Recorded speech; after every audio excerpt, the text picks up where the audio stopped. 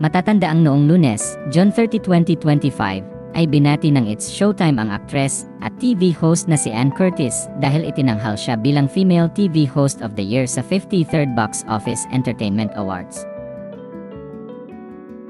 Ito ang nakalagay sa caption ng post ng It's Showtime, nanalo pa nga ang ate mo. Award. Congrats, Ann! Nirepost ng TV host ang post ng It's Showtime sa X o dating Twitter at sinabing, "It's about quality over quantity. Char! See you tomorrow." O diba, surprise? Hindi nyo alam mga admin Anes? Maraming netizens ang nag-congratulate kay Ann sa comment section ng post ng It's Showtime at mayroon ding ibang netizens na kinwestiyon ang pagkapanalo niya. Agaw pansin naman ang komento ng isang netizen sa Facebook post ng It's Showtime kung saan sinabi nitong weird daw ang Filipino Awards dahil nagkaroon ng award ang aktres kahit madalas itong wala sa naturang programa. Kaya naman hindi na nakatiis ang TV host na pala ganito. Ayon kay Ann, ang naging batayan ng pagbibigay sa kanya ng parangal ay para noong 2024.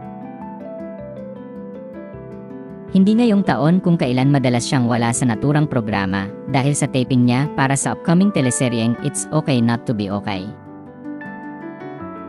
Anya, FYI this was based on last year, when I was in my different hair girl era. Not this year. Maging sa X o dating Twitter ay hindi rin nakapagtimpi ang TV host na palagan ang netizen na pumuna sa nakuha niyang parangal.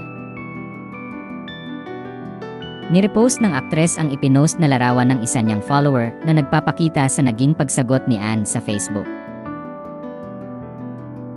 Sinabi ni Ann sa kanyang quote post na sa 2026 ay hindi na siya aasang makakakuha ng hosting award dahil sa madalas niyang pag-absent sa naturang programa ngayong taon.